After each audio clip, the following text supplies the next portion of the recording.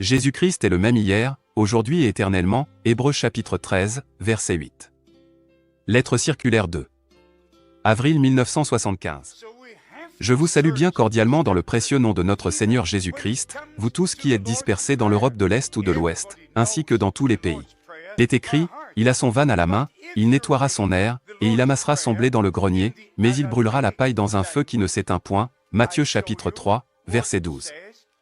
Dans l'Ancien comme dans le Nouveau Testament, chaque serviteur de Dieu a accompli la charge et le ministère qui lui avait été confié. Ce que Dieu a décidé d'accomplir, selon les plans qu'il a faits, il l'accomplit par le ministère de ses serviteurs.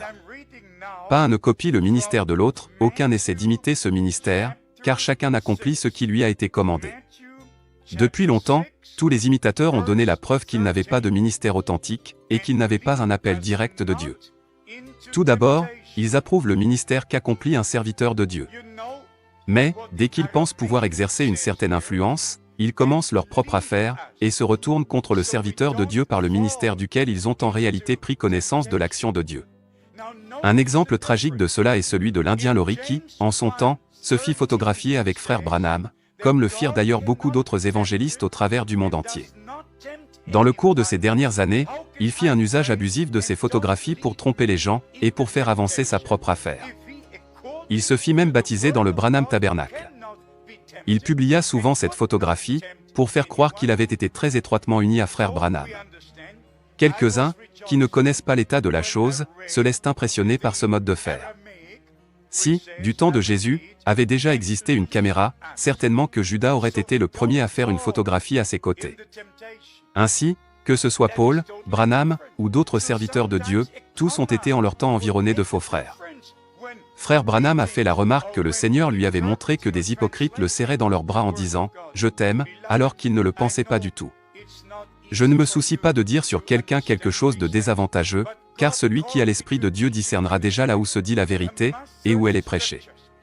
Tous ceux qui inclinent à vouloir être quelque chose doivent particulièrement prendre garde, car chacun de ceux qui ont voulu se faire passer pour quelqu'un sont tombés.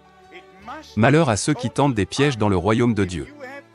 Cependant, afin que l'écriture soit accomplie, il faut qu'il y ait des impies parmi le peuple. Ils seront manifestés en leur temps.